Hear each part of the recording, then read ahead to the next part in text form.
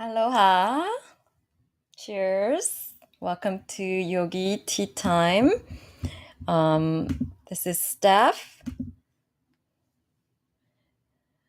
and this is a Moroccan mint green tea that I'm drinking.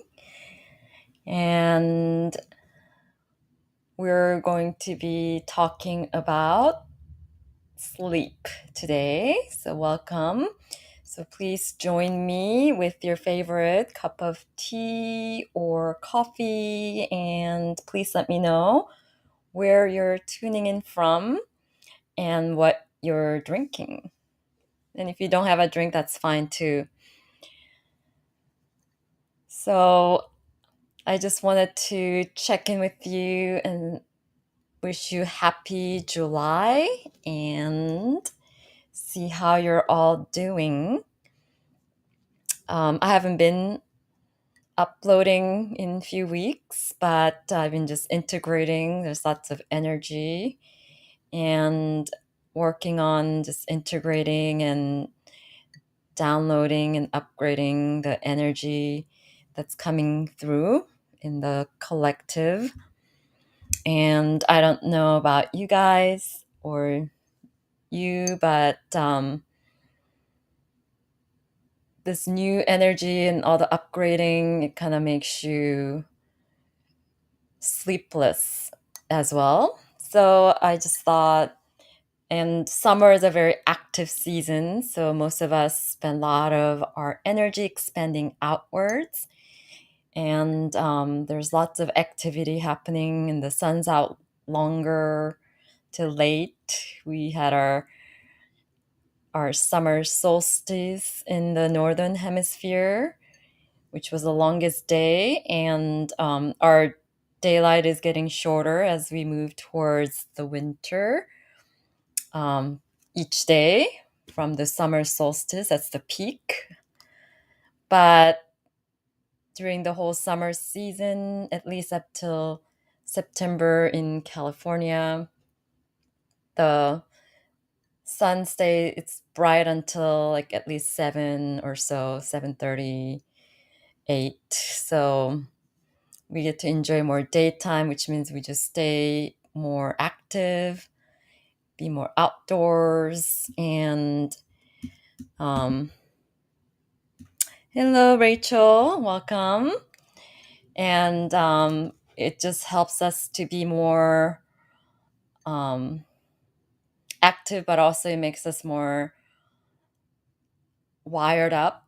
So it's harder for us to go to sleep early during this time.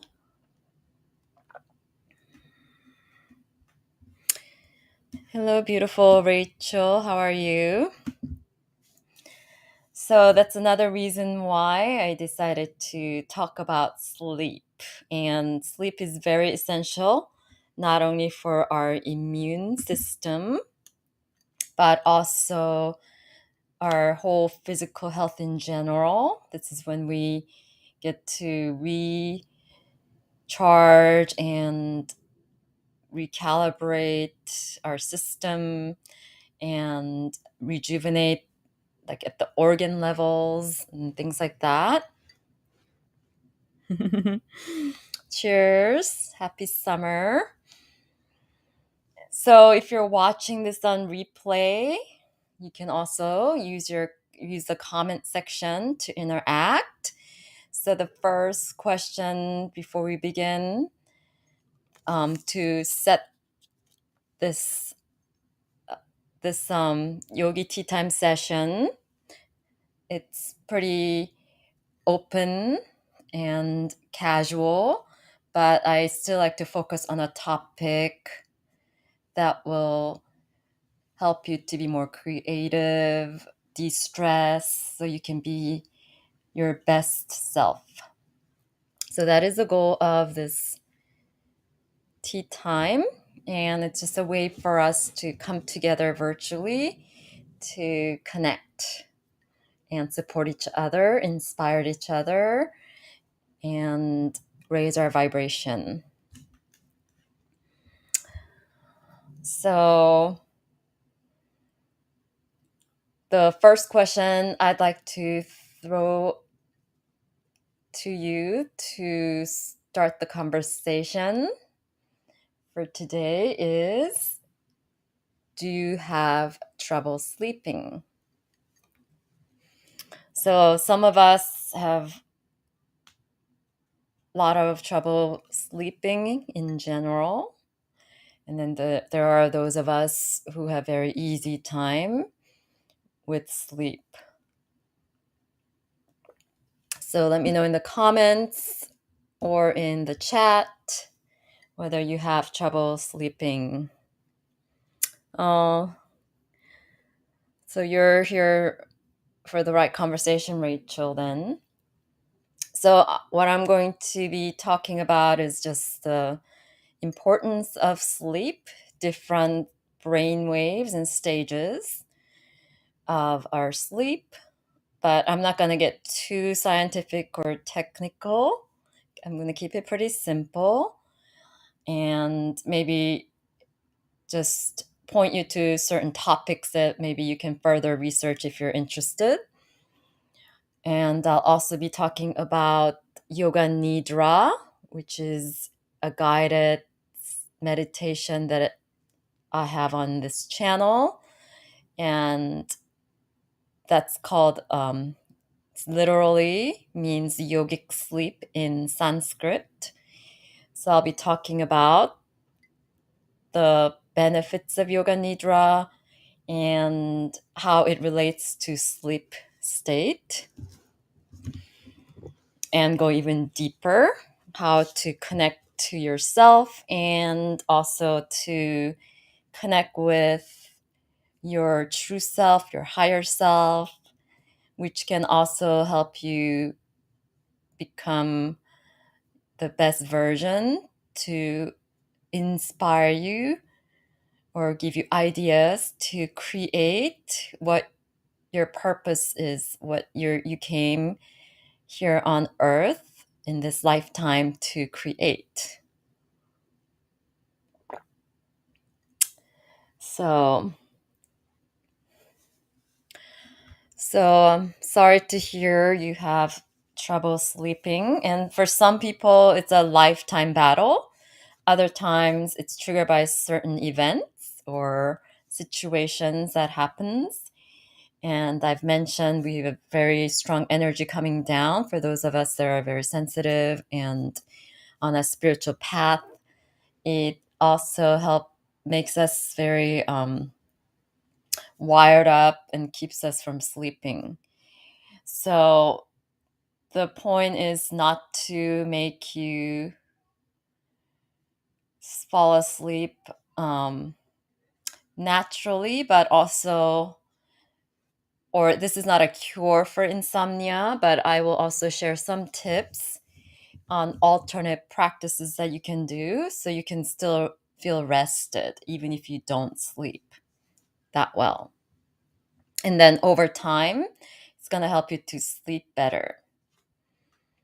All right. So another thing to mention before we get really deep into the conversation is that it's really important to be aware of knowing your own biorhythm, your cycle. So this is my theory just from observation over the years, that there are some people that are just natural night owls, and then there are people that are natural morning people. So it's really, I think, important to establish and honor whether you're a night person or a morning person. And then sometimes some people can force themselves to be a night person when they were a morning person, especially if they have to get a really late hour jobs that are like late in the hours. If your vocation makes you stay up, that's, sometimes you don't have a choice. So that's another thing. Even when you're choosing your career path, what kind of lifestyle that career would give you, and whether that's going to honor your body's biorhythm, your natural cycle. So my theory is, this is just my theory. There's no scientific proof or anything, but I believe that if you were born at nighttime, if your birth time is at nighttime, you're more of a night person. If you're born in the morning time, if you're more of a morning person. So if you don't know your birth time, then you can still, when you're the most optimal, when it feels more natural for you. So there are some people who just can't even stay up if they're a true morning person. So I'm a total night person. I've always been very much of a night person, a night owl. And um, I've had temp jobs where I had to report to work at 7, and I did that for 7 weeks or so, and it totally threw me off.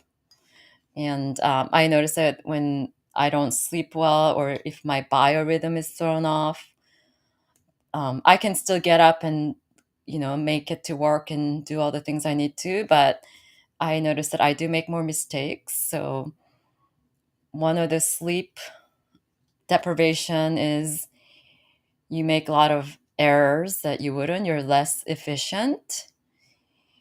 And physically, it's harmful because your organs don't get to rejuvenate and replenish. Um, with children, it affects the growth spurt. And sleep deprivation is one of the most harmful thing over time. So that means if you don't sleep well, then at least you have to carve out a lot of time for self-care and do things to relax and put you into that parasympathetic nervous system mode for rest and digest. So allowing your body to be in that rest and digest mode.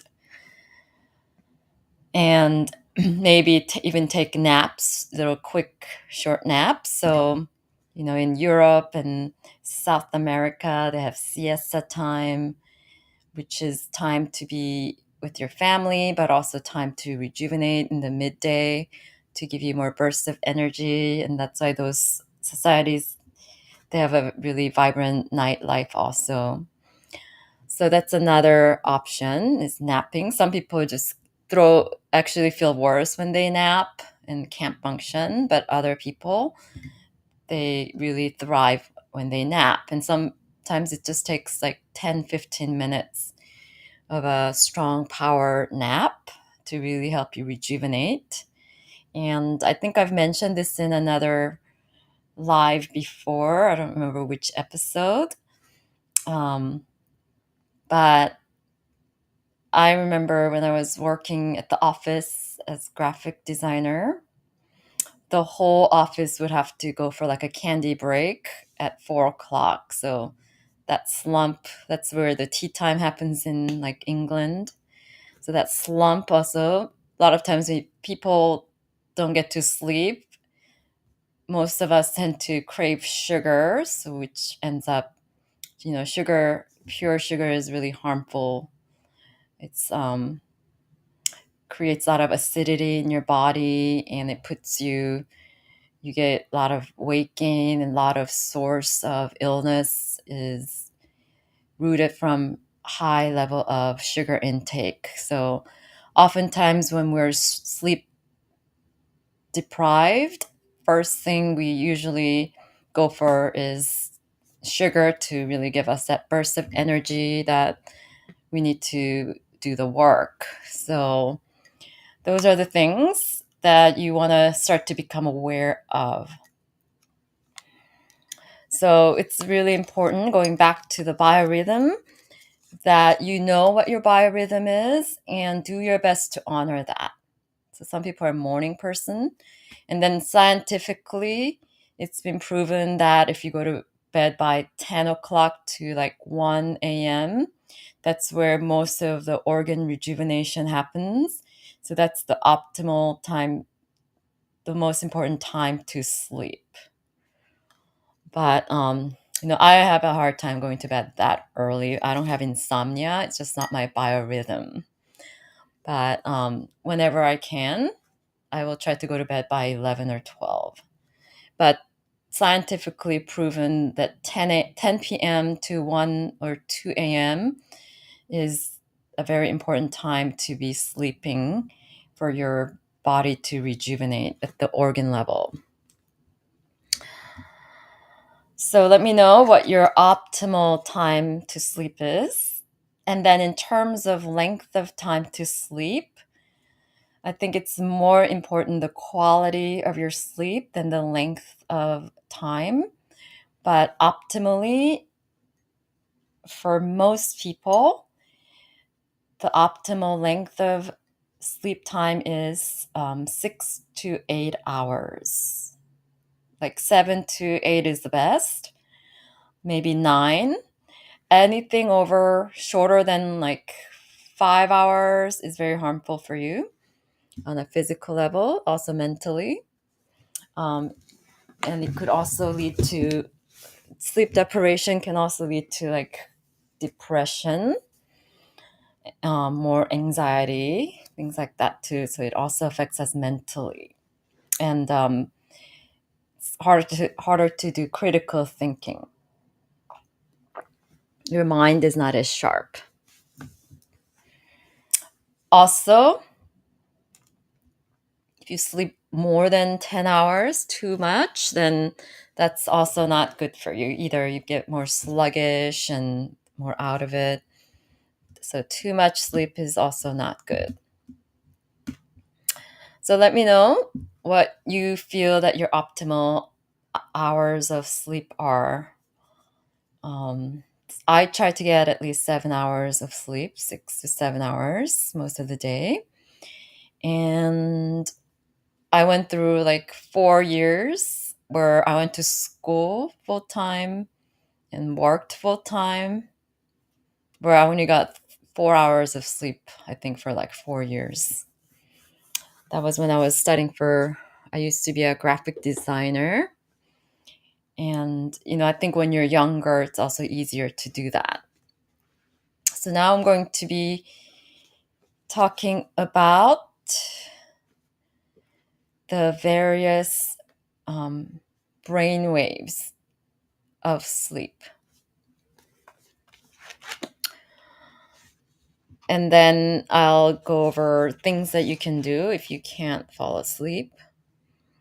So I was gifted this, I share this in one of my shorts, Radiant Rest by Tracee Stanley. So I thought this book was the most perfect book to mention for this topic. So this is about yoga nidra, but it also has a lot of stats on various things, various need for rest, and your birthright to rest for your radiance and joy, and to connect to your true self. And that helps you to feel a connection to all that is, which is the ultimate goal of yoga, reaching that samadhi state. So goes also beyond sleep with the yoga nidra practice. So the different brain waves, I've seen a lot of sources, a lot of like neuroscience, mindfulness classes. They all mention these brain waves, both in scientific world, and the science is also backing up the spiritual practices more and more. And they've done a lot of studies on brain, on monks who've meditated for a really long time, and it literally changes the structure of your brain. Excuse me. So there are, and then each brain waves also is associated with frequencies. So I've seen those frequencies in other sources. So if you're interested in finding that out, you can Google brain waves and frequency. And this book on page 26, it goes through brain waves, not in terms of frequency, but just a state in relation to yoga nidra practices and sleep. So I'm just going to read you a few parts, essential points from the book, The Radiant Rest. So science, gamma is the first state. So I'm going from the most awakened state to the deepest sleep state. So gamma brainwave, that's the brainwave that the science, it's the least known. Science is still learning about it. And this is the fastest frequency. And this happens during heightened perception, like out of body experience, like whether you go into, an event that really startles you, a peak event, moments of heightened perception. And this is the least talked about brainwave. Out of body experiences, it's involved in attention, working memory, long-term memory processes, and in psychiatric disorders such as schizophrenia, hallucination, Alzheimer's disease, and epilepsy.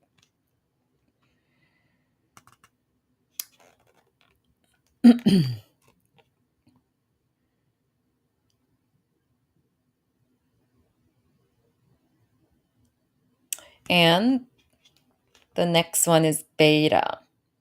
The beta brainwaves is more concerned with the external stimulations, concerned with the outside world when we're attentive, engaged, and alert. So during low beta is when we're reading a book. Beta while attending a lecture or solving a problem. High beta is in a state of high anxiety or excitement. And the next one is alpha. And alpha waves happen when our eyes are closed and attention is directed internally. So during like meditation, pratyahara practice, like when we're doing body scan and yoga nidra, during yoga practice and you're moving, but you're moving with the breath and you're drawing your attention inwards to yourself. So it's more associated with that, the limb of yoga where we draw the senses inward, pratyahara. Theta, this is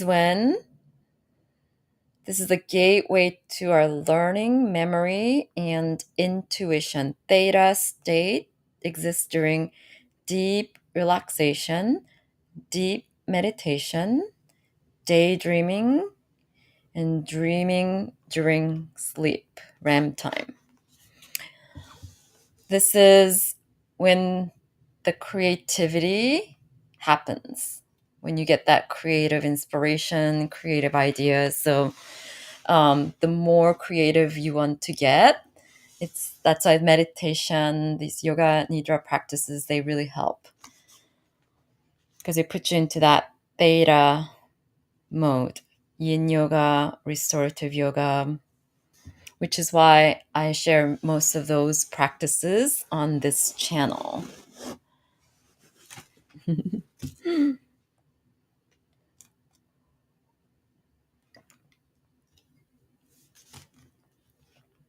Also, lucid dreaming.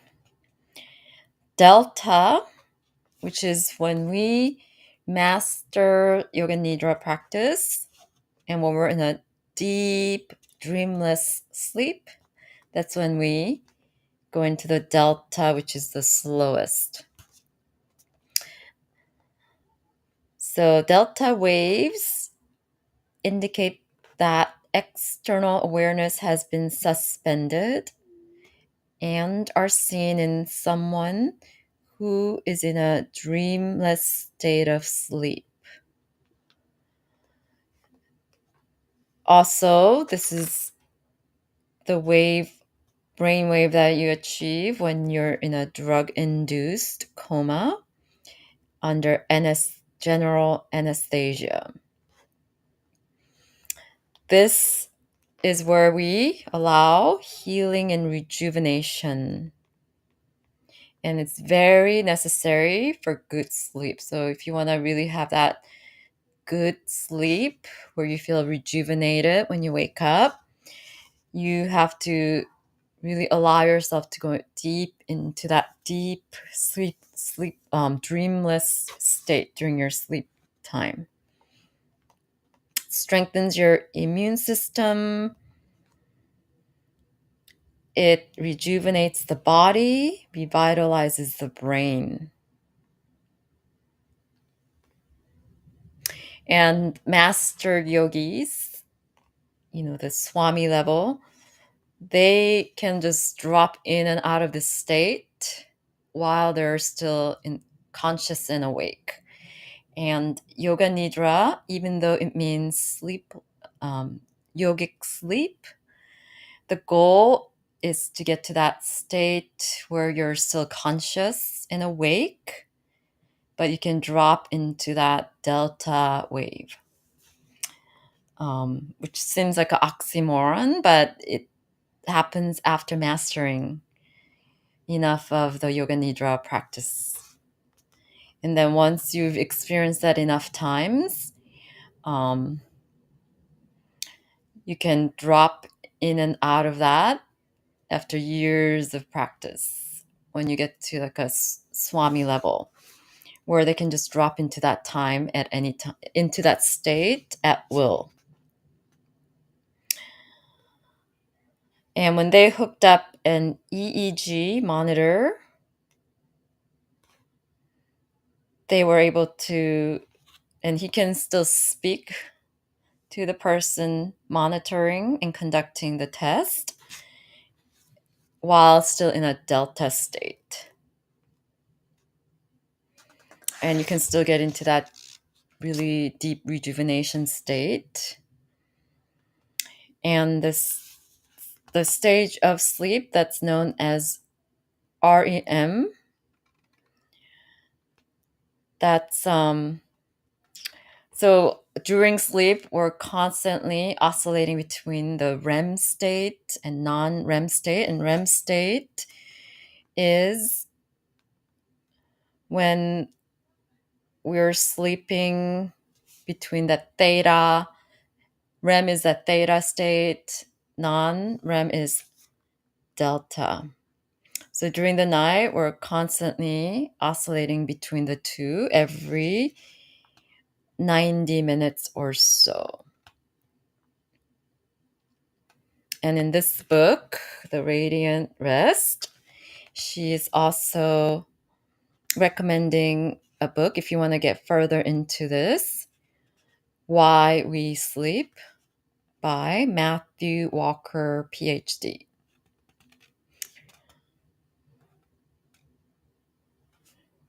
So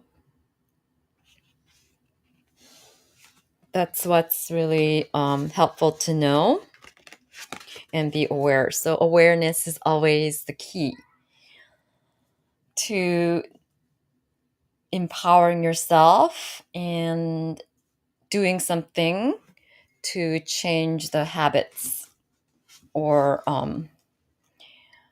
figuring out what would help you so that you can achieve the best rest and sleep.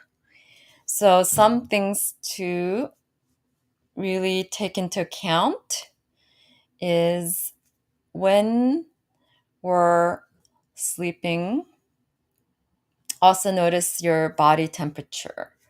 So if you're the type that tend to get hot, some people like to sleep with fan or just wear cooler clothes or cooler blankets. So you want to be in a very comfortable temperature. If you tend to get cold, like my feet tend to get cold easily, then we wear, sometimes people can wear socks to bed. And so do what feels right for you. Honor your body temperature, your internal biorhythm, and you can also make it dark, really dark, if that helps you. So create an environment that helps you to rest. So that's one of the number one thing you want to do, which sounds very common sense. And it's best not to have any TV on or have too many electronics in your bedroom. And, you know, if going to sleep with really dark, too much dark is unsettling for you, then you can have night light. If too much being too quiet makes you anxious, there's a lot of like white noise apps that you can use. And you can also use soothing sleep frequency music that helps you to sleep, solfeggio frequency music. Epsom salt bath really helps because of the magnesium. In terms of tea, chamomile tea is great, but you don't want to drink too much tea before you go to sleep because you don't want to wake up from having to go to the bathroom. But you know, long enough before you go to bed that it's going to be effective for you. So chamomile tea is great. Passion fruit mousse or tea is great. Anything that has passion fruit. And experiment with what works for you. The best relaxing setup for you. And even if you can't sleep, you just want to create that relaxing environment with the sound that's relaxing for you if you need sound. Um, the studies have shown that complete silence really helps to rejuvenate more so than relaxing music. But again, if you get anxious, you're not used to complete silence, you want to build up to it. Always honor what feels right for you.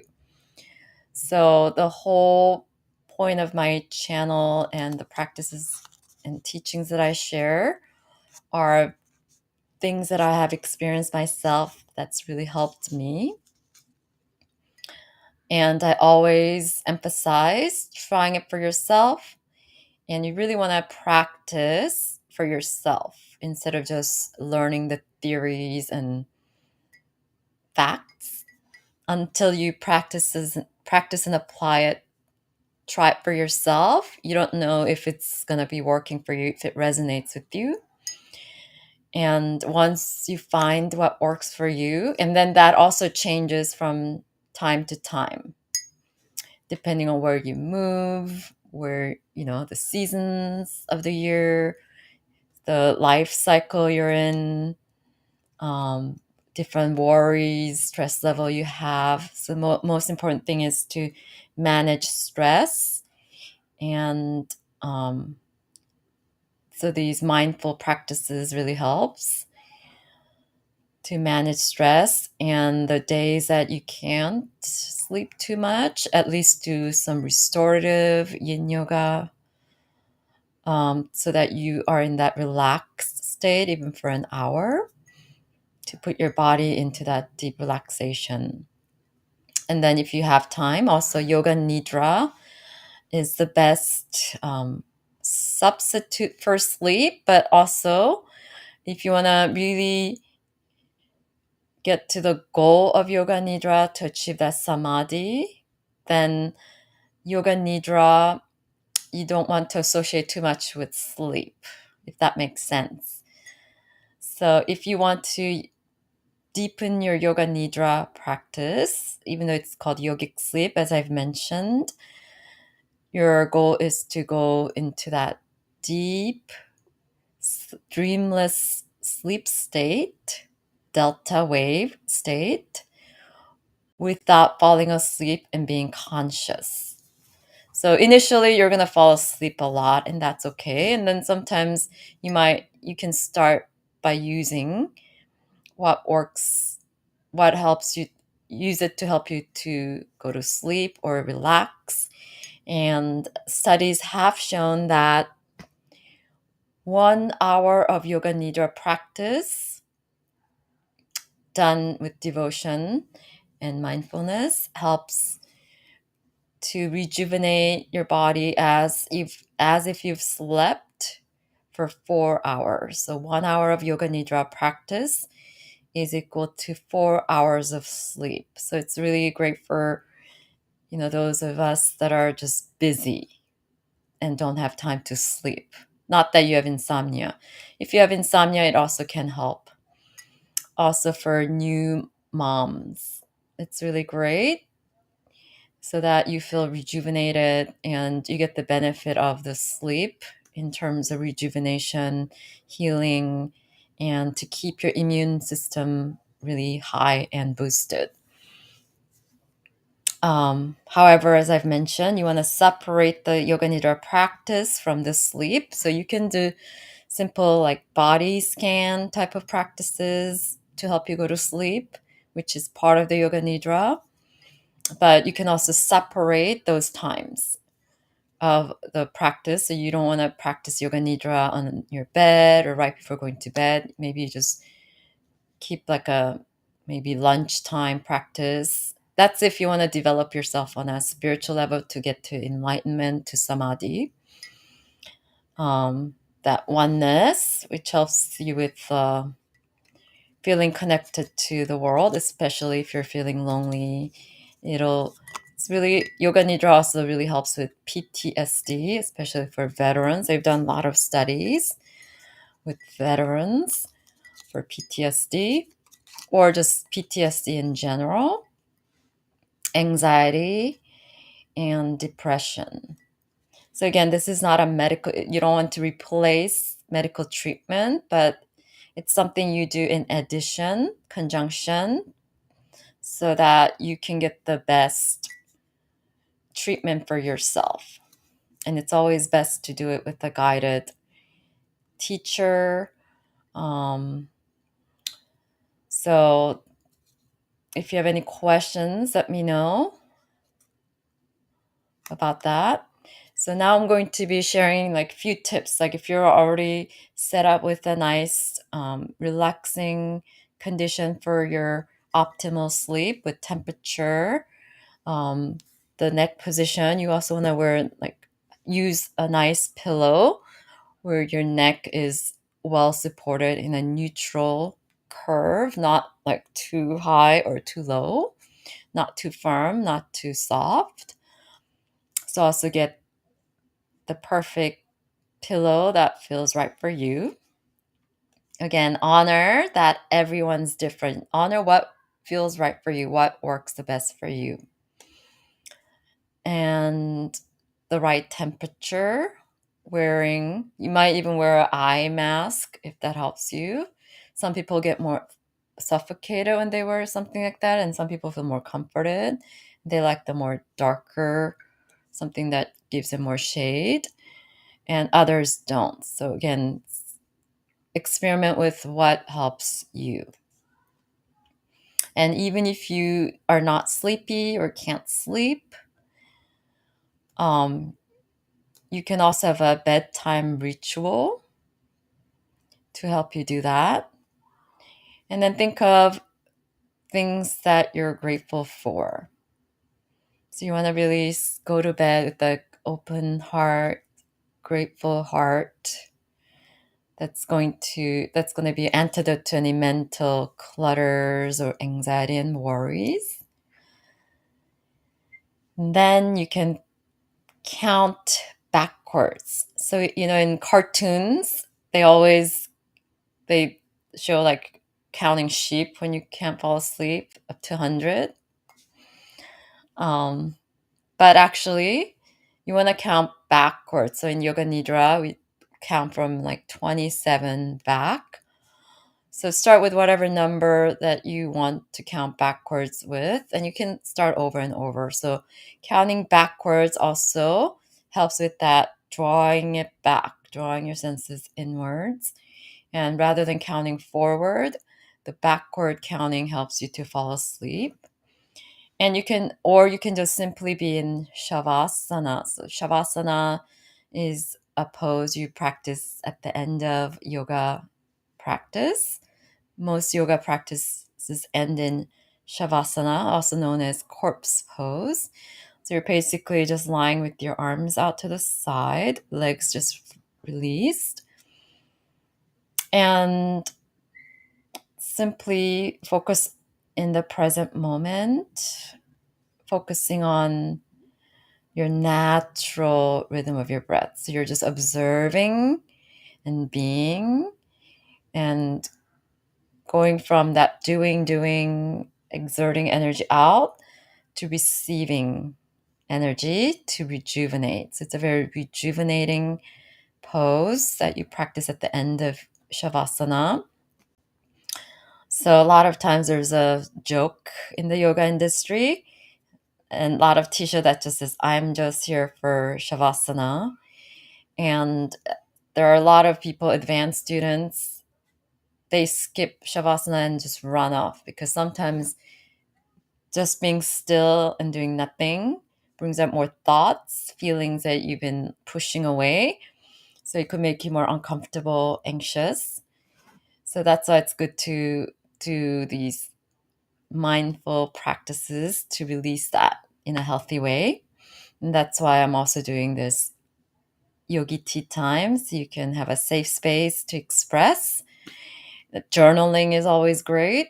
And before you actually go into, you know, your nest for sleep, and just thinking of things you're grateful for, or you can journal gratitude, 5 or 10 things you're grateful for.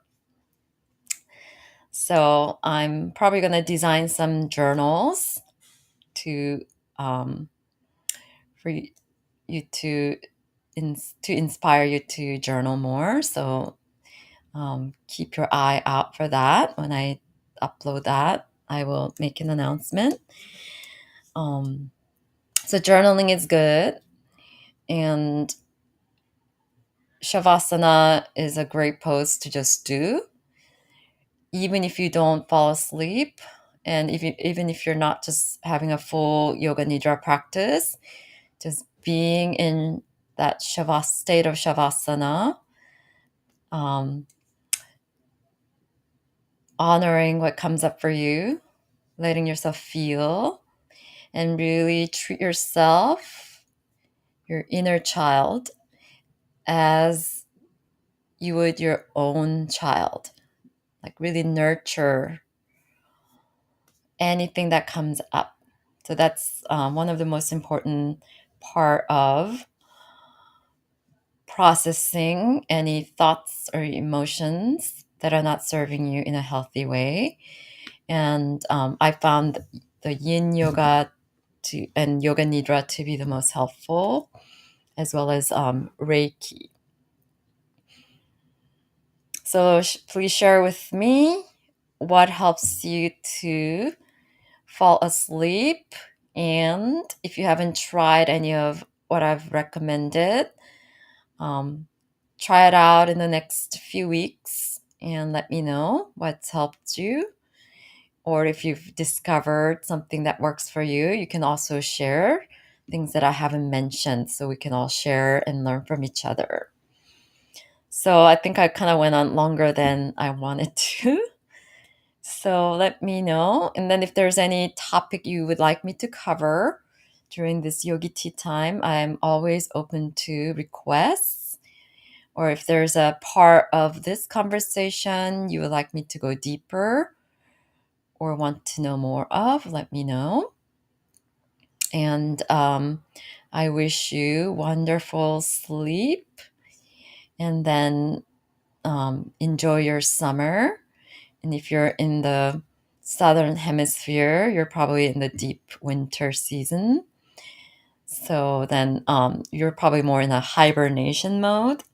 So it's really nice to just take the time to just stay indoors more, do indoor activities to help you be more creative and sleep. I usually tend to sleep more than usual during winter time, and I just allow that time that I need.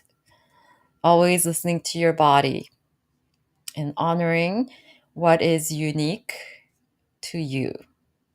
And know that you deserve deep rest. It is your birthright, as Tracee Stanley says in this book. And I highly recommend this book if you want to learn more about Yoga Nidra. And I will be doing more Yoga Nidra, guided Yoga Nidra on this channel. And I have one for sleep and rest. And if you go to the guided meditation playlist, and one of my most popular one is the 1111. And it's always also great to practice Yoga Nidra in nature if you can, or with the sound of nature. So I hope that helped. And then one more tip I have is just tuning into your body. And if there's areas of tension, you bring your breath into it. Inhale and then visualize like golden light or sparkling green light. Green light is for healing, associated with Archangel Raphael, who's the angel of healing. And so if you have any physical tension that you need to work on right before going to bed, you can just bring some breath to those areas mentally. You can also physically purposely tense up with your inhale and then exhale and relax. You can also sigh out your exhale through your mouth a few times. So I hope that helped. And, mentally you can visualize going to like your most relaxed place that makes you calm. So you can also visualize, and your mind doesn't know between what's real and your imagination, and your body just follows whatever you imagine. So you can also think of places and create that environment, whether it exists on Earth or not, that helps you to be calm, peaceful, and relaxing. So thank you so much for watching this. If you join me on during the live, or if you're watching this on replay, just know that you are watching this exactly when you're meant to. And please leave lots of comments. And thank you so much for being here, being part of this Turtle Flow Soul Fam. And I'm looking forward to connecting with you on my next video.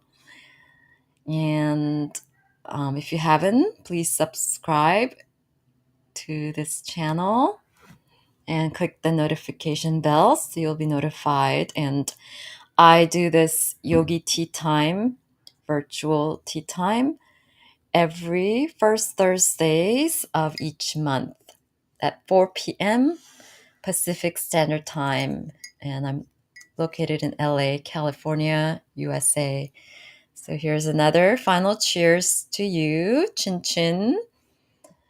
Salute. And see you next time. Thank you. And go within and find your inner sparkle. Namaste.